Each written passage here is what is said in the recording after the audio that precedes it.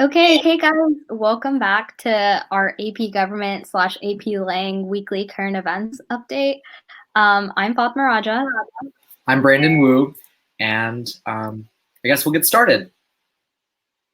So, as y'all may know, Fiveable has so many different types of social media, including Twitter, Instagram, and YouTube. I would subscribe, follow, like all of those pages because it's really important to know when Fiveable goes live and when we have new updates. Also, I think it's really important that you follow both the AP GoPo team and AP Lang, because every Monday we'll have our joint stream between Akalesh, myself, and Fatma, and AP GoPo always streams on Tuesdays, and AP Lang always streams on Mondays at 7 p.m. Eastern. So for instance, next week we have our argument conclusions paragraph stream, which is going to be super exciting. So we stream an hour and a half before this stream. So if you came from our AP Lang stream earlier, hello guys, welcome here. All right. So then in terms of our agenda today, we'll first start off with the impeachment inquiry and a little tie-in to AP Gov. We'll move into other domestic international current events, and then I'll hand it over to Fatma, who will finish up with a 2020 election update. Okay, so let's begin with the Senate trial. So the House impeachment managers, who are actually pictured right there on the right, have been designated as the prosecutors of the president, or the people who are basically pursuing impeachment. They are basically prosecuting the case against the president's counsel. Each side has been given 24 hours over 3 days, basically, to present their case and their opening arguments. There aren't actually closing arguments guaranteed, so it means that they are basically forced to talk about everything in that span of 24 hours. So starting from last Wednesday through last Friday, over those 3 days, those House Democrats, including Adam Schiff, Zoe Lofgren, who's actually been to every single impeachment trial since Nixon. So she's gone through Nixon, Clinton, and now Trump. These impeachment witnesses basically argued for the need for new witnesses in the Senate. They detailed how President Trump abused his power, basically using his political power to investigate political opponents, potentially interfering in the 2020 election. He also obstructed Congress by refusing to provide basically blocking his witnesses from testifying.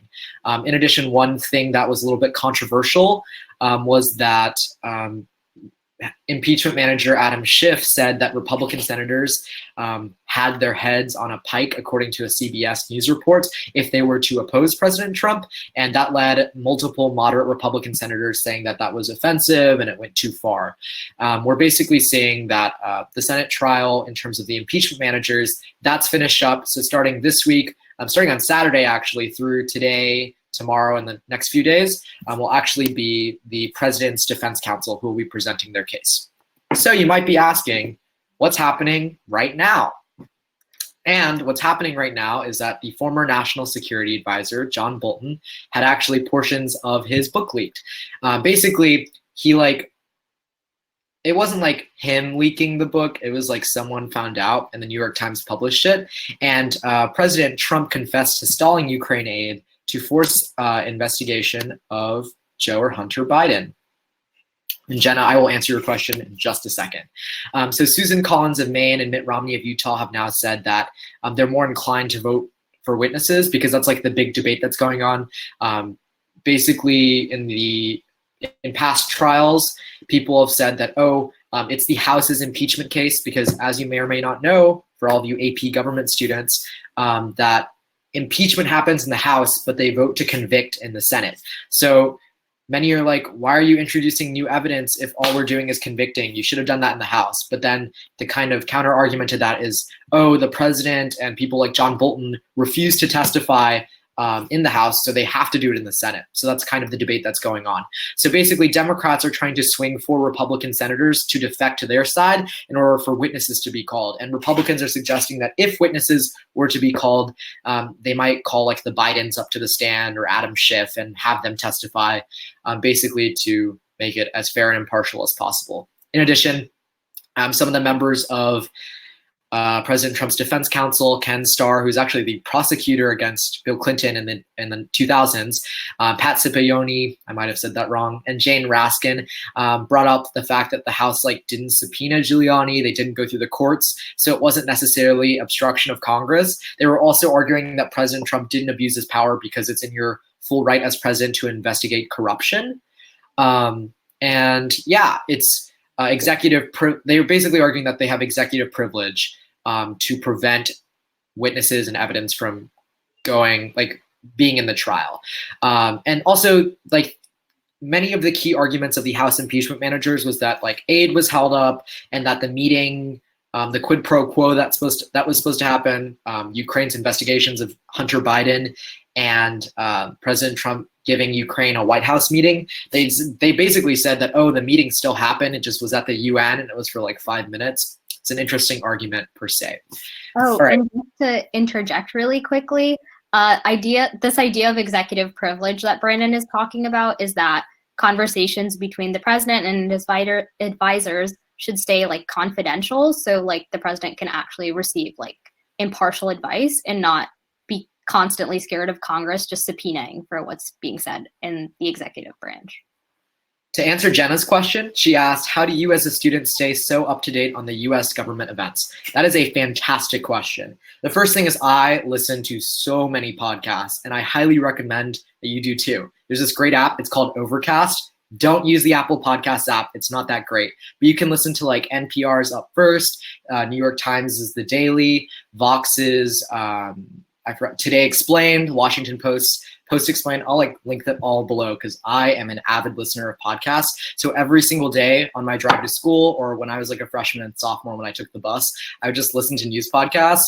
I don't know, some people prefer music. That's okay, whatever. But you can also basically read different news outlets. So I love the New York Times, I love the Washington Post.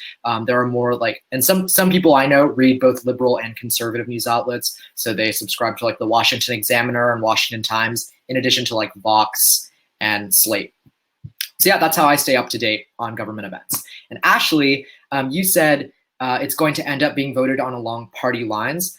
In terms of the vote for witnesses. I actually disagree. I think what will happen is that it will end up 51 to 49 or 50-50 rather than 53 to 47, which is the party line vote, because I think a few moderate Republicans will want to have witnesses just because in their state, for instance, Senator Gardner of Colorado, he's facing a really rough race as a Republican in a state that's trending more and more blue. Some of those moderate Republicans in those states are more inclined to sort of support the Democrat cause so they don't lose re-election in 2020, if that makes sense. So Susan Collins of Maine, Mitt Romney of Utah has always been a little bit he hasn't always liked President Trump, and Cory Gardner, I think Lamar Alexander of Tennessee, who's resigning. These are all people, these are names that could potentially be voting alongside the Democrats. All right, so now we'll move on to the next slide. So Trump's team basically has 20 hours left. They use 4 hours on Saturday. So both today or tomorrow, they can basically wrap up what they're talking about. They've already said that they don't plan on using the full 24 hours because they were Democrats wanted to bore you, but we just want to get straight to the point. But it's really funny because a bunch of news outlets are reporting that Democrats and Republicans on the Senate floor are yawning to Ken Starr's testimony. In fact, I think someone said some senator said, Ken Starr and President Trump's defense counsel needs less Atticus Finch and more Miss Universe. I didn't read To Kill a Mockingbird, so I don't get the reference, but they were basically everyone was yawning and no one was interested in listening to the defense. Anyways, that's something fun fact that I read from some news outlet. So after President Trump's team finishes their opening arguments, which is probably going to end either today or tomorrow, then senators in both parties are able to use 16 hours of questioning basically to ask questions for both sides. That will last probably until Thursday or so. And then the timeline goes, after that, they will vote for witnesses on Friday. So if that passes, it means more witnesses are going to testify, and then it's probably going to be extended another week or two. But if not enough Republican senators vote for witnesses, then acquittal could happen as soon as Saturday. And that actually has some pros and cons because there are a few Democratic senators who wish they could be in Iowa right now. like Elizabeth Warren, Bernie Sanders, Amy Klobuchar, Michael Bennett. These people all are like running for president. So if they got to leave early, maybe they might like do better in that state. But we don't know. It's going to depend all on a few moderate Republican senators as to whether or not the vote on the articles of impeachment will be happening soon. Also, some people have been saying, oh, the House can just subpoena like these people, or they can just like introduce new articles of impeachment. But right now they don't want to do that. Nancy Pelosi has already signaled, and so have the impeachment managers. They've made it very clear that they want to focus on this trial. And like almost everyone agrees across the board that conviction, like acquittal is so likely. Like I even read somewhere from like some political analyst that like Andrew Yang is more likely to win presidency in 2020 over President Trump getting removed from office. Might be true, but really the goal is to show that like President Trump's party isn't completely united against him, and to have maybe like, I don't know, like a 51-49, or that's not true. What am I saying? Instead of getting like all 67 votes to remove President Trump, Democrats are hoping that maybe 4 or 5 Republicans go on their side and agree with them, and that will probably show some division going into the 2020 election. All right, so now let's talk about our tie-in to government. And I'll also bring up like a quick impromptu English language tie-in because I think that's important.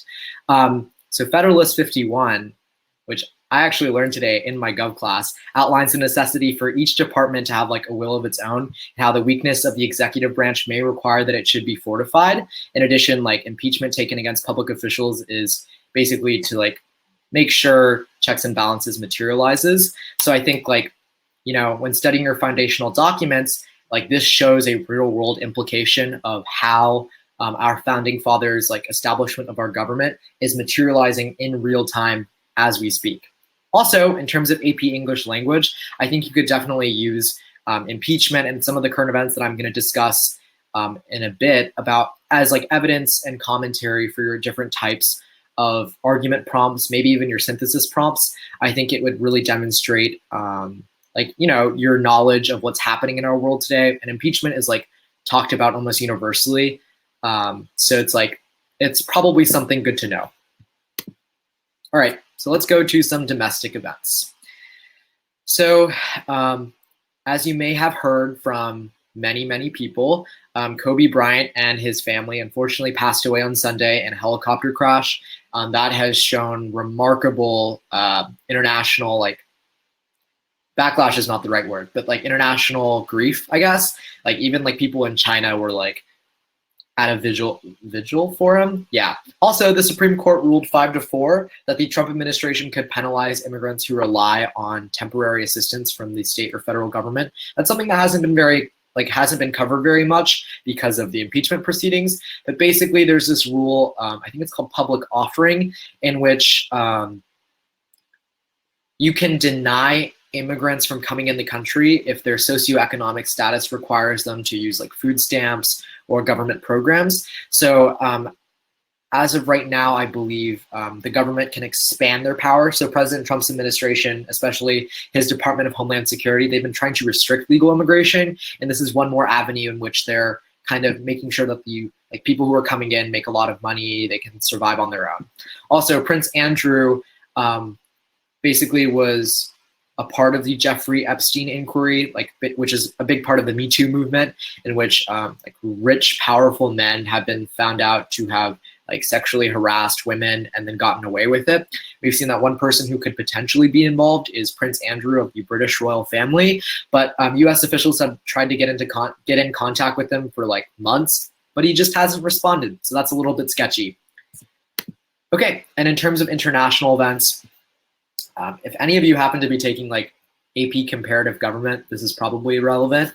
Coronavirus in China has spread to over 3,000 infected from 800 just a few days ago. In fact, the State Department put in a level 3 travel advisory today, which is basically avoid all non-essential travel to China, because there's a chance that even if you're not going through Wuhan, where the virus started, that you could potentially contract coronavirus. Also, there have been multiple cases across the United States, including Washington, Illinois, California, and even a few cases investigated here in Texas, where Bolton and I are from.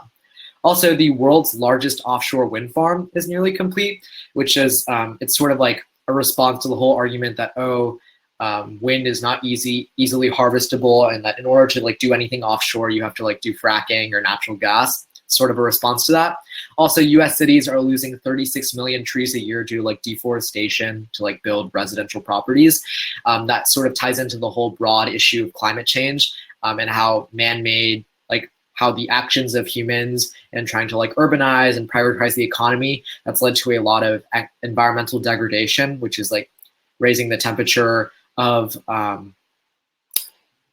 Earth, and making our sea levels rise, which basically means hundreds of thousands of people are going to be displaced in the next few years. I think like there was some analysis posted that like Miami and New Orleans will not exist in 30 years because they will literally be flooded. So yeah, I hate to end it on like a sad note, but yeah. Also, we did plant 20 million trees this year. Yay, Mr. Beast. All right, I will now hand it over to Fatma to talk about 2020 election updates. Brandon just wants you to plant a tree, y'all. That's literally all he wants from you guys. Okay, but on that note, so there's this new documentary that just came out about Hillary Clinton, and it's a little bit less of a documentary and a little bit more of like a memoir of like her perspective of what happened in 2016 and over the course of her life. And so it dropped in like a very critical point in like the Democratic 2020 presidential primary election, because the Iowa caucuses are starting like in like a week, and people have already started like doing early voting across states. And so like the impact that this could like potentially have on how people are viewing different candidates is pretty significant. And so this is pretty much like very likely what Hillary Clinton intended with the time that this like documentary dropped. And so it's pretty much narrated by Hillary Clinton herself. And so some of her like close friends, some family members, people who have like staffed her campaigns over the years, and a couple of like different journalists from a few different outlets are the ones that like narrate her story. So it's about her entire life. And so it premiered at the Sundance Film Festival, which is like this international film festival where like a lot of very like popular movies have come out of, in terms of like what's talked about. I personally don't watch any movies, so like how Brandon didn't get the Atticus Finch reference, or yeah, the To Kill a Mockingbird reference, I do not get the Sundance Film Festival. I'm going to be honest, but it's going to be on Hulu also. And so there's a lot of like behind the scene footage of like what happened during the 2016 Iowa caucus, which is what Hillary Clinton and Bernie Sanders competed in. And so Hillary Clinton was like very shocked over how successful Senator Sanders ended up being, right? Because like nobody really suspected that like he would have any kind of advantage or competitiveness with Hillary Clinton, who had been like a figure in politics for like years nationally. And so even though Senator Sanders was like a key figure from like Vermont, he wasn't really known on the national stage until like 2016. And so the documentary, and like a very notable quote from it, like one of them was about how like Hillary Clinton said, "Nobody likes Bernie Sanders." And later she said that she wasn't sure that she would actually endorse him if he did win the Democratic presidential nomination. So it kind of just showcases how like the impacts of the 2016 election, like people keep talking about it. It's still something that's like discussed into 2020. And it's part of the like reason why Democrats and a lot of people who are going to be voting in the primary are very much focused on choosing a candidate that can like beat Trump. And so some people who are voting, like I was listening to this podcast, just like Brandon always does, about how a lot of voters, like even if they have a favorite candidate, that favorite candidate becomes their second choice because they just want their first choice to be a person that can like beat Donald Trump. So that's a very interesting like way that people are trying to like participate in the democratic process. Like they're not necessarily voting for someone, they're more focused on like voting against someone to make sure that Donald Trump doesn't win. So on that note, one of the issues also like fueling the 2020 election, and one that's becoming increasingly important to people across the country, is gun control. And so there's this gun control group called Every Town for Gun Safety, and it's planning to spend $60 million on the 2020 elections. And so that's in stuff like TV ads and infrastructure and like helping like different candidates like fuel their plans, especially if they're like supportive of gun control. And so that's nearly double the amount that the NRA, which is like pretty much the nation's most prominent like gun rights association, spent in 2016. So they spent around like $36 million. And so that's still a lot of money. Like these people are just throwing around like millions of dollars to like support their policies like it's nothing, right? And so Everytown said that it's really focused on defeating President Trump, flipping the Senate and defending the House majority. And they're also going to be focusing on the state level. And so that's really important, obviously, because like a lot of gun control laws, especially, like change has been most effective like at the state level, like how a bunch of all of the students, not all of the students, but a lot of the students from like Parkland after the shooting at their school became like huge advocates, and like laws in Florida were changed because of their advocacy. And so that's also been seen across a few other states. And so focusing on the state level and like participating on that level is one very big way that you can impact your own local elections. And so like personally, I'm able to vote in 2020, so I will be doing that. And I hope all of you guys will too, because it's really important to stay involved in the democratic process. And so on that note, Everytown is also going to be focusing on Arizona, Colorado, Florida, Georgia, Iowa, Michigan, Minnesota, Nevada, New Hampshire, North Carolina, Pennsylvania, Texas, and Wisconsin. And so that's a bunch of different states. And so it really shows how this movement for gun control is becoming larger and larger, and it's less of a partisan issue and more of something that people just want common sense gun laws, right? Like all of these like tragic, senseless shootings that keep happening across the country, people understand that you can still like have a gun and be somebody who is responsible and someone who is like mentally and like physically, in the case of like storing your guns, capable of owning one. So that's what people are pretty much focused on in terms of gun control in 2020. And so I'm sure a lot of you guys know women did not have the right to vote at the beginning of this nation's history. So the 19th Amendment granted women the right to vote. And so it's important to note here that there's a question, so I'm going to answer that. So Jeffrey says, are a lot of you guys self-studying or taking a class? Okay. In terms of me and Brandon, I took AP Gov and Lang last year. He took AP Lang last year and is taking AP Gov now. But I think that question was for the chat. So me and Brandon have not been self-studying this one. So if you guys want to share that with Jeffrey, go ahead. Okay, so back to the 19th Amendment. So a lot of women of color didn't get the right to vote at that time, right? Like it was right after World War I. And so there are these two women, and their names are Emily Ramshaw and Amanda Zamora.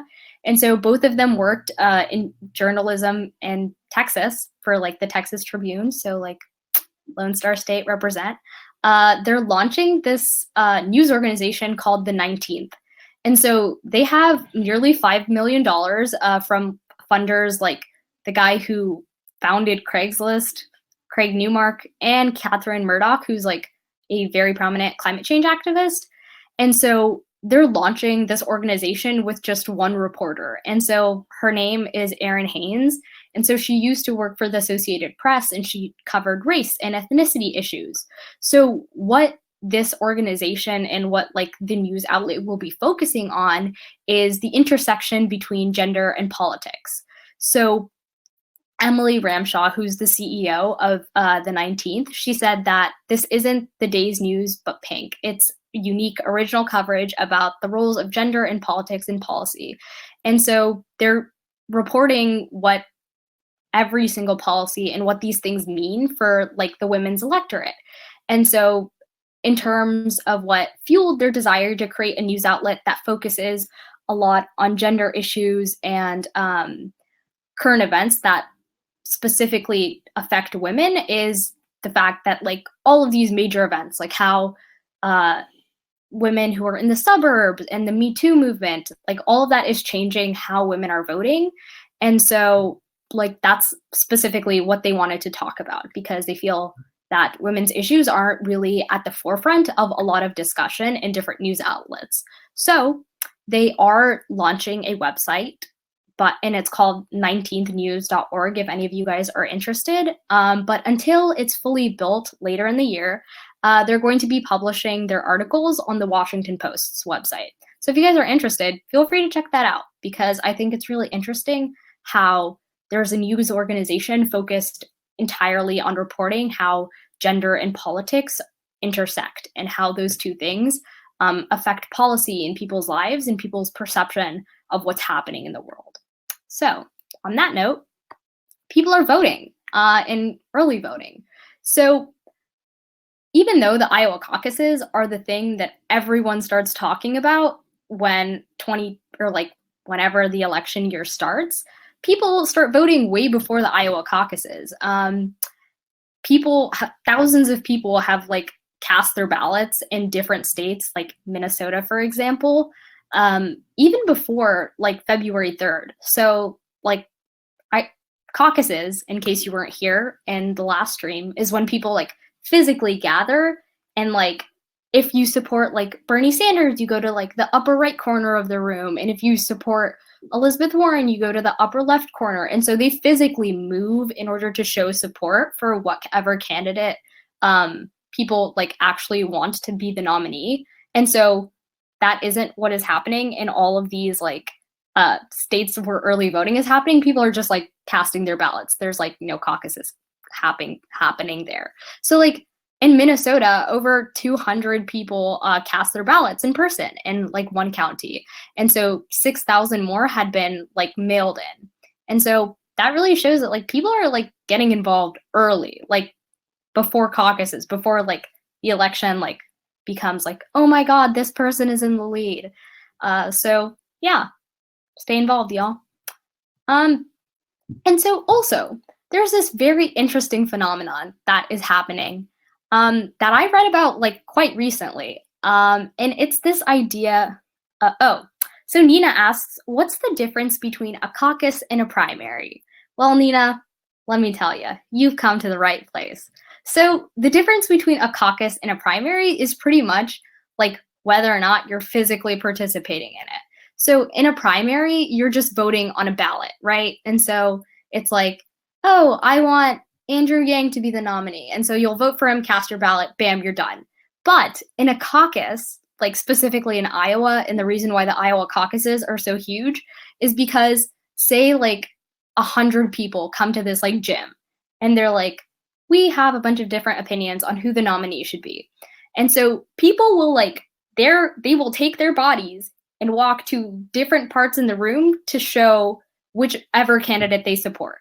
And so there's this thing called the viability threshold that is like a huge thing in caucuses, where if your candidate has less than 15% of the vote out of like the people who are there, you have to either convince people that are like in other candidate groups to join your group, or you have to like go to a different group. So you can like, if for example, Cory Booker, who is no longer in the Democratic race, had only gotten like 6% of the vote or of like caucus members. His caucus members could either be like, hey guys, join the group. We're going to spread love and fight hate from Donald Trump.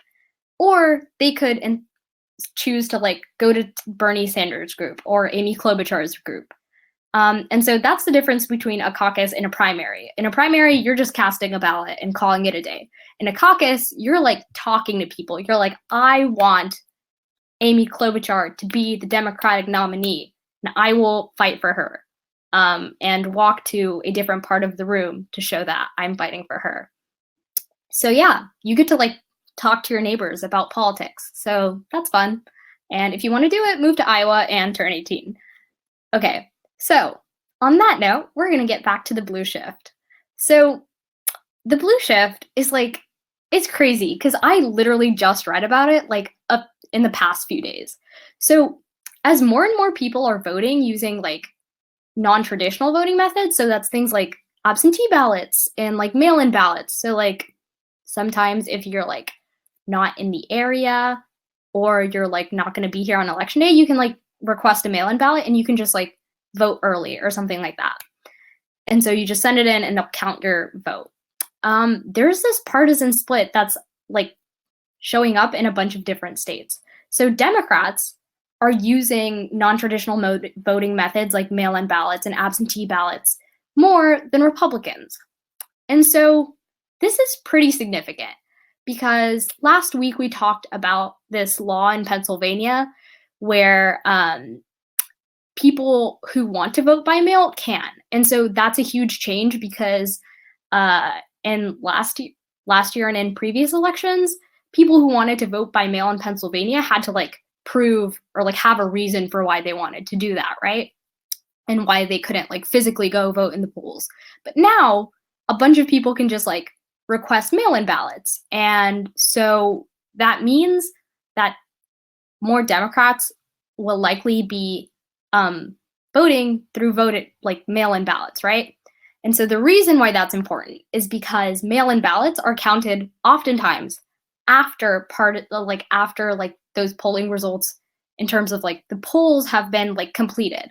So it means that there's going to be potentially a delay in those like races being announced, right? And so swing states like Pennsylvania especially are like potentially going to have to delay announcing like who the official winner of like each election and each like how the electoral votes will be accounted for because of the fact that they're expanding access to absentee ballots and mail-in ballots, so more people will likely be voting that way, and two, like there's a partisan like split there, so who knows? It means that one, people can participate in like the Democratic primary like more frequently and more easily, but it also means that election night 2020 might be a little surprising for all of us.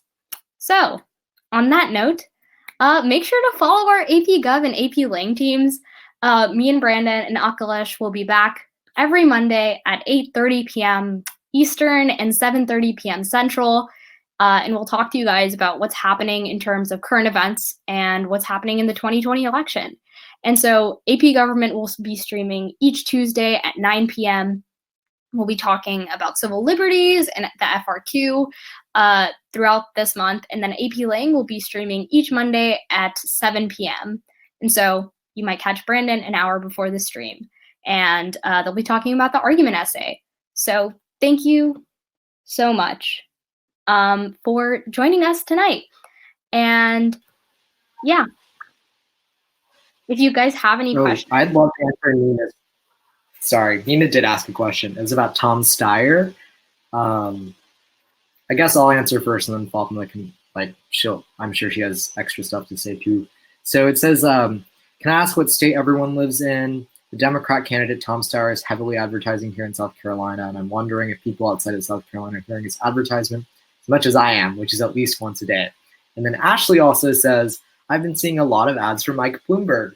And so these two billionaire candidates are like really, really focusing, what Jerry said. They're focusing resources in upcoming primaries, basically so they can like win in those primaries without having to like actually have people there on the ground building like a lot of like ground base, I guess. Like for instance, I don't watch TV that much, but my parents have been like, why is Mike Bloomberg on our ads here in TV so much? And that's because Michael Bloomberg, who used to be the former mayor of New York and also an ex-Republican, actually like jumped into the race really late in like December. And so his strategy is to skip the early states like Iowa, New Hampshire, and South Carolina and Nevada to basically focus all of his like resources on Super Tuesday. So he's putting a bunch of money into a bunch of states that right now no one is campaigning in. And then in terms of Tom Steyer, I think he's just like putting money where he wants to, and hopefully he can like get a win out of it. Okay, so Jeffrey asked a question, and so he says, I'm pretty new to the platform. Out of curiosity, do you get way more popular closer to testing season, or is viewership pretty constant? Brandon, do you want to take this one? Sure. So, yes. Wait, that's not answering the question. The answer is yes, we get way more people closer to testing season, but I don't necessarily know if that's always true because we've only been, existing for what, 2 years? Because I remember as a sophomore, Fiveable used to be like a YouTube channel where you would just like watch videos and do like YouTube live streaming. But now we've like migrated to Crowdcast. We have our own website. But typically we have what are called Cram sessions, Jeffrey. So if you pay for this thing called Fiveable Plus, you get access to like replays and stuff. So about 2 weeks before the exam, we actually hold streams just for people who have Fiveable Plus memberships. And yeah, I think viewership goes up as we get closer to testing season. But for the most part, it's been sort of consistent now that we've moved to 1 per week streams. Also, Jenna asked, what's Super Tuesday? That's where like 20, maybe 25 states all hold their election on March 3rd. I think that's the day, Super Tuesday. And basically, if you like don't win a lot of states on Super Tuesday, people typically just like drop out. So a bunch of primaries, for instance, Texas holds their primary on Super Tuesday. I think California might be like an April election. But like Super Tuesday basically depends. If you do not win quite a few states that day, you will likely not be in the race any longer. Yeah, so the way that like the Democratic primary specifically works is that like Iowa, New Hampshire, and like North Carolina, those early states kind of like they have the front runners like pretty much be decided by then, right? So it'll be like 3 or 4 people that are like in the race officially, and everyone else is sort of just like lagging behind. And then Super Tuesday is like when that is solidified. But like Michael Bloomberg and Tom Steyer who are like focusing their money on Super Tuesday states kind of like change up the math there. And so, yeah, we'll just see what happens in terms of like the election, but it's obviously going to be this year a very interesting one. And so Jenna asks, how did you initially hear about Fiveable like 2 years ago when it was just starting out? So I think Brandon heard about it first. And so he like passed it along to me. And so like he was studying for WAP, I'm pretty sure. And so Amanda, who is the CEO and founder of Fiveable, is a WAP teacher. And so she like used to have like these streams and she would like teach about different subjects. And so Brandon told me about it and that's how I heard about Fiveable. So yeah, that's how I answered that question for Brandon. Okay. Yeah, that's pretty much true. Yeah, I think we started out with just U.S. history and world history, and then we added, I think, the Englishes, and this year we've added like all of STEM because we used to be a history only, like a humanities only kind of platform, but this year we've got really expanded to a bunch of new AP subjects. So you should also check out those streams. There's like a bunch of stuff going on. Also, there are a few questions in the chat. What are the Cram sessions? Oh, well, they're getting kind of answered, I guess, by like Ashley. Thanks, Ashley. Yeah, thank you so much for answering. Appreciate it. Jenna said, how long are Cram sessions? It just depends on the streamer. I would say like for certain subjects, like for the histories, the Cram sessions are going to be longer because like there's so much content covered in APUSH or AP US history. There's so much content covered in like, I don't know, world history. But like for subjects, maybe like English, where you're literally just like going over multiple choice in 3 types of essays, or like government, where like a lot of the content is like very focused into court cases, foundational documents, and like other stuff, I guess, it's like not as long. So it's like subject by subject. Mm-hmm. And specifically, like when you're talking about like WAP and US history, like if you're taking those courses that are covering like huge chunks of time, it's nice because like instead of like focusing on these time periods like very specifically and in like a very narrow way, you kind of see like the broader trends that are like happening throughout history. And so that helps you like when you're writing your essays and just like reasoning out the different documents in terms of like streams of thought and trends that are happening in terms of history. And so Jenna asks, does Fiveable partner with schools to give students subscriptions? And so Fiveable does do like teacher subscriptions. So like teachers can like have packages for their classrooms. It does not, however, partner with like school districts. So I hope that answers your question. I want to update that. I think we might be reaching out to school districts. That's just not something I know off the top of my head. Yeah. And okay, in terms of the cost for Fiveable Plus, I'm actually going to send the link right. Let me make sure that this is the right link. I think it's app.fiveable.me/upgrade. So we've now switched either to monthly or annual. So you can either pay $5 a month, or you can pay, yeah, Nina answered, or you can pay annually $40 a year. I would say, honest to God, for certain subjects, I think for English, for like English Lang, English literature, to some extent, probably statistics and calculus, bio. For some of those subjects, I would honestly say that getting Fiveable Plus is a much better investment than getting like Princeton Review or like some like textbook from one of like the big AP subject creators. Because what Fiveable does is we have that interaction between teacher and student and student and student, like we have in this like chat right now. And I think that's what's really valuable of our service compared to like Khan Academy and other like AP companies out there. Because we have that like interaction from like a teacher or a former student who did really well in their AP exam. Having that live feedback is what gives us like an edge over other like companies, I guess. So I would say Fiveable Plus is worth it. I mean, I'm a little bit biased, but I think it's really a worthwhile investment. Okay, and so Jenna asks, how do you both as students prepare such clear, concise notes to present with? My trained teachers even struggle with that. I think one of the reasons that me and Brendan are able to present things concisely is because we had a great debate coach. And so like we've both been doing speech and debate for like the past 4 years since like freshman year. And so I would say that you don't have to be like obviously a debater to like have clear, concise notes. I think one of the things that really helps is, especially when you're doing PowerPoints, know the content yourself, but then make your slides an outline of that content and like very bare bones. Like me and Brandon have like a good amount of information on the slides, but we also are able to like fill in gaps in between that, right? Because if you're presenting like notes or PowerPoint slides that are just like chunks of text and you're just reading off of them, then that's just not that interesting, right? And so I would say create an outline that you can like reference and then like fill in the gaps in between that. Brandon, do you have any tips? No, nothing yet. Like Fatima said everything that I could have said. Okay. I hope that helps. Yeah.